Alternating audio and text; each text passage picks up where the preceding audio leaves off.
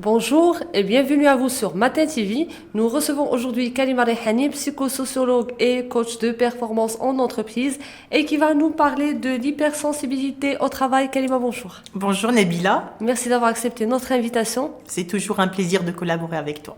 Kalima, c'est quoi l'hypersensibilité au travail? En fait, l'hypersensibilité, il y a deux mots en fait, il y a hyper, il y a sensibilité. L'hyper, c'est quand c'est au-delà de la normalité. Et l'hypersensibilité, en fait, c'est un trait de personnalité, tout simplement.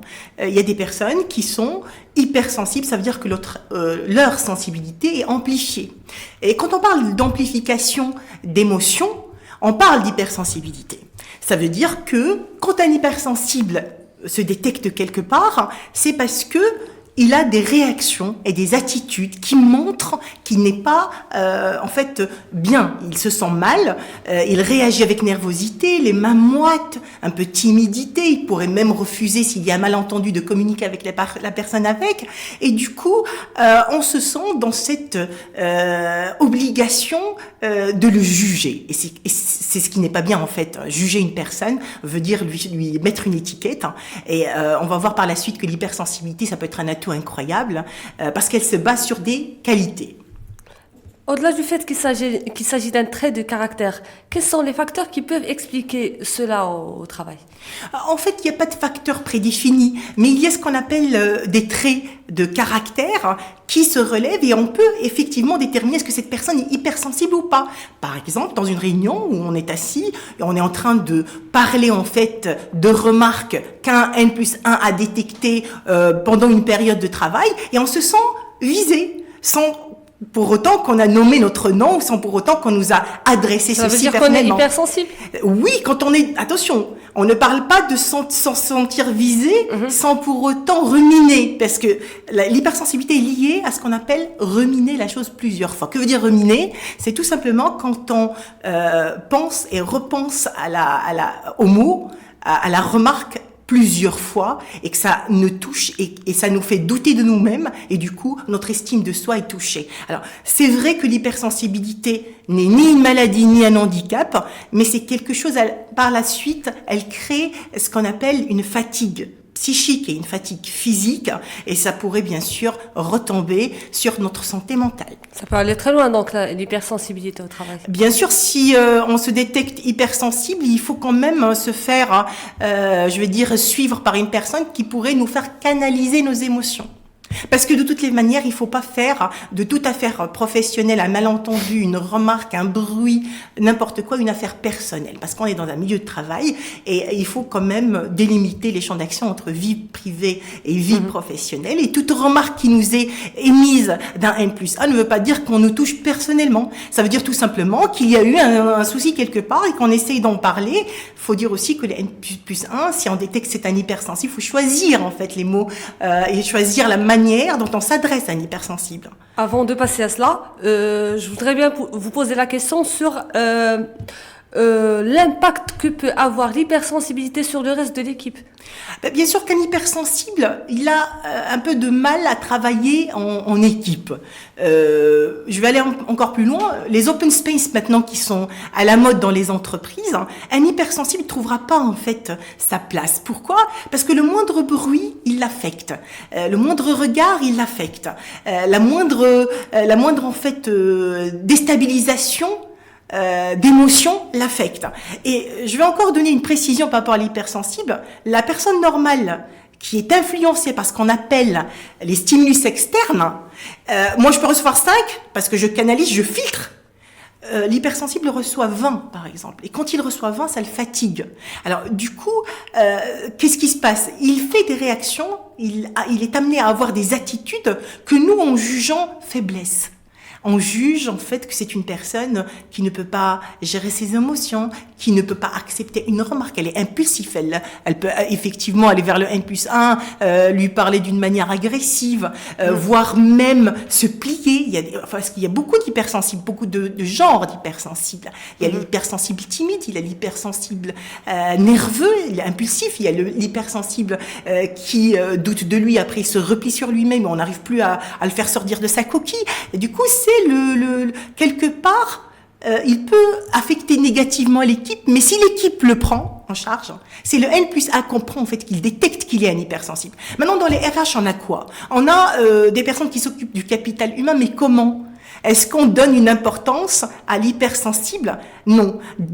Souvent, on dit que c'est pas une position de leader, c'est pas une personne qui pourrait chapeauter une équipe parce que ses émotions ne sont pas en fait canalisées. Mais si le RH arrive quand même à détecter cela et à en parler ouvertement, mais avec la manière, comme ça pour ne pas le heurter, on arriverait quand même à faire de lui une personne créative. D'ailleurs, la créativité, l'intuition, l'empathie, ce sont les clés d'un hypersensible. Donc tout repose sur la manière avec laquelle on compose avec le collaborateur. Effectivement. En fait, si on compose, d'abord il faut détecter. C'est pas facile. Il faut détecter l'hypersensibilité. Parce qu'on a ça passe par l'observation peut-être? On a l'impression de mélanger entre une personne qui est dans le non-respect et l'hypersensible. Qu'est-ce qui fait que cette personne ne respecte pas? Qu'est-ce qui fait que cette personne, elle tolère pas la remarque? Qu'est-ce qui fait? Ce sont des questions qu'un N+1 ou un responsable se pose pour voir est-ce que c'est un hypersensible. Il faut avoir conscience qu'on a un hypersensible dans un groupe pour pouvoir effectivement composer avec lui. Comment on le reconnaît? Ses attitudes, ses réactions. Donc il faut l'observer. Il faut l'observer. Il faut aussi lui donner le champ d'action, pas le presser. Il faut aussi écouter les deux parties quand il y a un malentendu, quand un hypersensible est vraiment dans le terrain du conflit. Parce que souvent, on va le trouver en train de pleurer, on va le trouver en train d'amplifier la problématique au lieu de la prendre telle qu'elle est. On va le voir aussi en train de prendre ceci contre lui-même. C'est-à-dire que la victimisation, je suis victime d'un comportement, je suis victime d'un complot. Et là, on voit que sa sensibilité n'est pas canalisée. Ses émotions, oui. Vous dites qu'en cas de conflit, il faut écouter les deux parties. Beaucoup d'experts ne vont pas me contredire. Il s'agit d'abord d'écouter chacun à titre individuel et privé. Et après, bien sûr, je n'aime pas le mot confrontation. On parle juste de mettre les deux personnes avec un intermédiaire. On confronte plutôt la manière de se comporter avec le conflit que les mots qui ont été dits. Parce que le but, c'est de comprendre la situation et d'être modérateur. Moi qui va écouter les deux personnes, il s'agit pas en fait de rapporter ce qu'on m'a dit, mais plutôt d'avoir fait ma propre analyse pour pouvoir gérer le problème. Alors oui, effectivement, l'observation, c'est un atout exceptionnel. Et comment observer en entreprise? C'est ça la question. On n'arrive pas à trouver encore l'outil de l'observation. L'observation, elle se fait de près et elle se fait de loin. De près, quand on a ce contact permanent avec la personne, on cherche à comprendre ce qui se passe, on cherche à voir pourquoi elle réagit comme ça, et c'est là où on peut détecter l'hypersensibilité. Aussi de loin, vous savez, il y a toujours des retours de formation, des retours sur les objectifs, des retours sur l'ambiance de l'équipe, et là aussi on peut détecter qu'il y a une problématique que je mettrai entre guillemets, juste que on a un hypersensible ou deux hypersensibles dans une équipe. Mais ça ne freine pas l'équipe, hein. Si on arrive, voilà. si un leader arrive en fait à canaliser la problématique, la solution y est. Les astuces que vous recommandez? Moi, je dis en fait, j'ai une vision en entreprise d'après mes expériences, c'est que l'hypersensibilité c'est un atout actuel, parce que le leadership moderne il se repose sur quoi en fait? Il se repose sur l'intuition, il se repose sur la créativité et sur l'empathie. Alors imaginez qu'on a un hypersensible qui a toutes ces qualités et qui, par la suite, pourrait gérer une équipe. Qu'est-ce qu'il va aider à nous faire découvrir ou arriver à des objectifs incroyables? C'est que l'intuition, c'est quoi? C'est le profiling. Ça veut dire qu'il va comprendre et il va déterminer quel profil il a dans son équipe. C'est pas facile. Ce que veut dire le profiling? Quand j'ai une intuition forte, j'arrive à détecter est-ce que cette personne, elle pourrait assumer une responsabilité, ne pas assumer une responsabilité, être à l'heure dans ses objectifs. C'est ce qu'on appelle l'intuition. Ça vient de nous, c'est inné, mais elle est développée chez des personnes et elle est moins développée chez d'autres.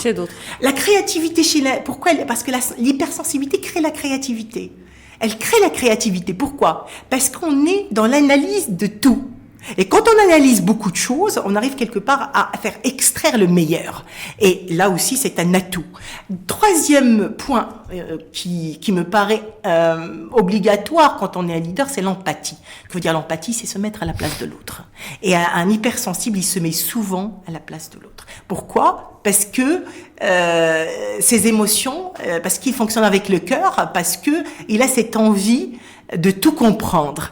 Le seul souci qu'il peut y avoir, c'est qu'il faut que cette hypersensibilité soit canalisée pour qu'il soit un leader. Comme ça, on ne tombe pas dans l'empathie pitié, et on ne tombe pas dans la créativité hors norme, et on ne tombe pas aussi dans l'intuition qui pourrait en fait nous jouer des tours, dans le sens qu'on revient à la phase victimisation et non pas leader. Mais moi, je trouve que l'hypersensibilité, c'est le moyen qu'on peut utiliser dans un leadership moderne, comme Carrément. on l'entend. Carrément. C'est pas une vision que j'ai découverte, c'est une vision elle me paraît logique dans le sens où quand on voit maintenant qu'est-ce qu'on veut dire par le leadership actuel dans les entreprises, on cherche ces trois composantes: intuition, empathie, créativité. On n'est plus dans la gestion, un peu ordinaire. Hein. On cherche autre chose. On voudrait des personnes qui peuvent aller au-delà de gérer une équipe d'une façon banal à gérer une équipe d'une façon originale. Et voilà, et comme j'ai déjà dit, l'hypersensibilité n'est pas une maladie, n'est pas un handicap, elle peut être même une solution pour gérer à bien une équipe. Donc, juste pour récapituler, l'hypersensibilité peut aujourd'hui être un atout dans le leadership moderne. Encore faut-il la canaliser. Kalima, merci pour toutes ces explications. Merci à toi, Nabila. Je te souhaite une très très bonne continuation. Merci infiniment. Merci. Merci à vous d'avoir suivi notre épisode et je vous retrouve très très vite sur Matin TV.